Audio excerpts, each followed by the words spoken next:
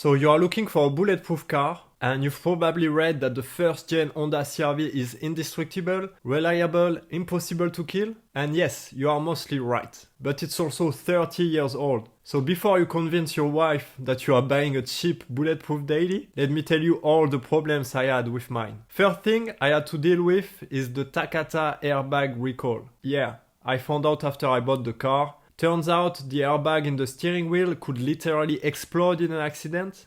Not deploy, explode. So I had to check the VIN, call Honda, make sure it was covered, book it in, and get it replaced. It was free, but still, first thing I'm dealing with after buying my bulletproof CR-V is an airbag that can send metal into my face. Great start. Next, rust and paint. I got lucky, mine is basically rust free, but don't assume yours will be. Check underneath properly, get under the car, check the seals, check the wheel arches, suspension points, look inside the rear arches too. These things are 30 years old. Rust is the real killer, not the engine.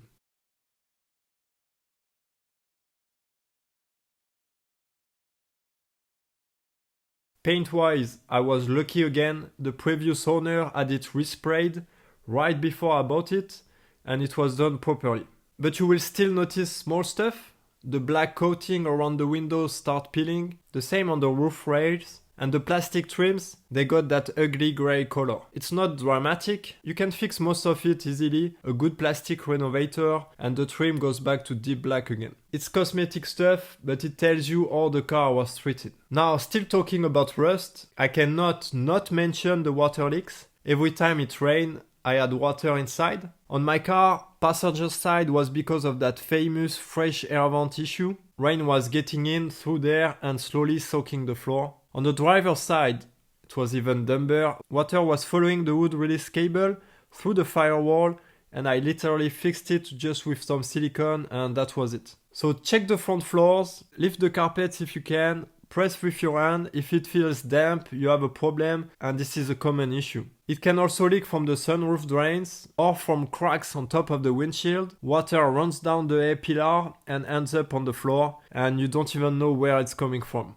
And once water sits there, that's when rust starts hitting the car from the inside. So check all that and don't ignore it. Next, the struts. So I'm talking about the rear glass struts and the rear door strut. The CR-V doesn't have a normal tailgate, it's a side opening rear door. And when those struts get weak, the glass won't stay up and the door won't stay fully open. You'll be loading stuff and suddenly it starts moving on you. It's just age. The gas struts lose pressure over time. So when you check one, open the rear glass, the rear door, and leave them for a minute. If they start dropping or swinging back, they are shot. Easy fix, but again, another thing. Another issue I had, it's the front passenger door wiring harness. The wires that run between the body and the door inside that little rubber boot, after 30 years of opening and closing the door, they start breaking. On mine, suddenly the passenger window stopped working, then the lock and even the speaker cut out. So check that, open the door, pull back the rubber boot and look at the wiring. If your window, lock or speaker doesn't work on that side, that's probably why. Again, not dramatic, but it's time consuming. It's just old stuff. While we are at it, check every single electrical switch. I'm serious, every one of them. Mirrors, windows, central locking, sunroof if it has one, AC, heater fan speeds, rear wiper, interior lights, check everything. On a 30-year-old car, switches get tired, contacts get dirty, motors get weak. On mine, the only thing that actually failed was the blower motor. The fan just stopped working, no air at all. So when you go see one, don't just start it and drive it. Sit there and press every button. If something doesn't work, it's not the end of the world, but it's leverage to negotiate the price. Also check the odometer. I'm still a bit suspicious about mine. I had paperwork for the last few years. The mileage seemed consistent, but honestly, it just didn't feel like a 100,000 mile car. The steering wheel was worn down to the metal. The driver's seat is really sagging. The brake pedal rubber was gone. Just the overall wear and tear, it felt like way more miles than the odometer is saying. I can't prove it was rolled back. Maybe it wasn't after all. But trust your eyes, look at the wear, compare it to the mileage. Sometimes the numbers don't match the story of the car. That said, I paid $2,500 for it. It ran and the paint was perfect. So even if the miles weren't 100% honest, it was still cheap for a working car. That's pretty much it for the cosmetic stuff. Honestly, everything else held up pretty well. The rear seats are still solid, no tears, no crazy wear. The interior overall is surprisingly tough for its age. So yeah, small things here and there, but nothing dramatic. For a 30-year-old car, it actually holds up better than you expect. Now let's talk suspension. On mine, everything was tired. All 4 shocks were dead, completely gone. The car was bouncing everywhere. And basically, every rubber part underneath was finished. After 30 years, that's just what happens. Ball joints, control arm bushings, sway bar links, sway bar bushings. Most of it was shot. Clunks, vibrations, loose feeling in the steering, the whole thing. So I ended up changing most of it. Again, it's just 30 years of wear. And when you start refreshing it, you just realize how much work you have to do. Next, the brakes. I had to change the front disc. They were under the minimum thickness, so that was a non-negotiable. I also replaced the front wheel bearings because I was convinced they were going bad, but turns out it was just my tires making the noise. So yeah, I could have saved that money. That's also part of owning an old car. You hear a noise, you assume the worst, trust me, and you start replacing parts, and sometimes you are completely wrong. Transmission wise, I was really lucky. The gearbox shifts smooth, no slipping, no weird noises, so no complaints there. But I still changed the gearbox fluid and the rear differential fluid just for peace of mind. But one thing, the propeller shaft was completely worn out at the U-joint. So on this model, the U-joints are not serviceable, so you can't just press them out and replace them. You had to change the whole drive shaft. Again, not dramatic, but it's adding up for a bulletproof car. And now, the real problem. The one I completely missed when I bought it, the head gasket. To be fair, the leak was small, the engine was running fine, no mayonnaise in the oil, no white smoke, no visible external leaks, but the coolant reservoir was empty, and honestly, that should have been a red flag for me. It wasn't. It wasn't because the radiator was still full, so I just put it on low maintenance by the guy. And I still drove the car like that for about 3,000 miles. At first, coolant hoses start failing one after another, so I blamed the coolant loss on that, so it makes sense, right? But no, it was the head gasket slowly leaking. I ended up doing the job,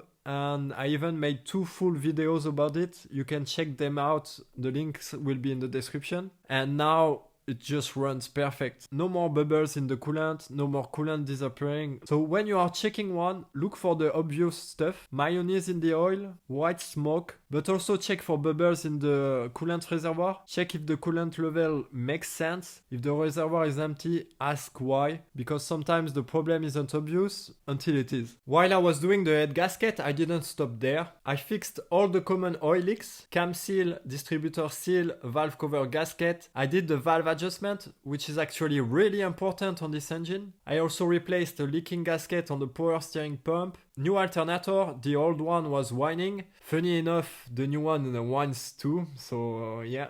I also changed the ignition coils, spark plugs, oil and oil filter, air filter, basically all the basics. And before all that, I had already done the timing belt and the water pump. So at that point, the top of the engine was basically refreshed. And honestly, the bottom end looks solid, no knocking, no weird noises, it feels healthy. So except for missing the head gasket when I bought it, most of what this car needed was just time-related stuff. 30-year-old rubber, 30-year-old seals, nothing catastrophic, but still time and money. But now, it runs really well, really, really well. No, I actually believe I've got a bulletproof daily.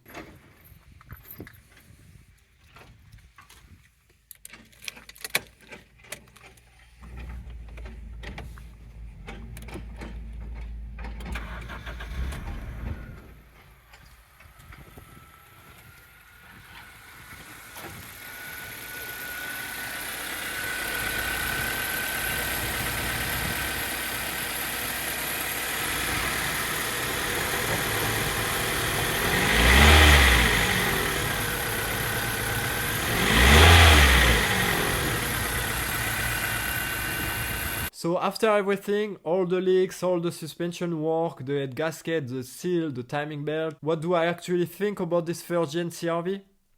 Honestly, it's an amazing car. It looks good. Even today it has character. It doesn't look like a boring SUV. It's simple, boxy and honest. It's also super comfortable. The driving position is great, visibility is excellent, and it's easy to drive. Not fast, but smooth and predictable. It's practical, the rear seats fold flat, you've got tons of space. Mechanically it's simple, no crazy electronics, no complicated systems. You can actually work on it yourself. Parts are affordable, the engine when maintained is really strong. So yes, it's 30 years old. Yes, rubber, seals and suspension will need attention. And yes, you can miss something big like I did with the head gasket. But once you sort all the age-related stuff, it feels solid, reliable, honest. This isn't a car you buy to impress people. It's a car you buy because it just works and keeps working. And after all this work, this car really grew on me. I love it. I'm even thinking about buying another one, but a manual one this time. So yeah, that's been my experience with it. If you've got any question, drop them in the comments. Thanks for watching. Ciao guys.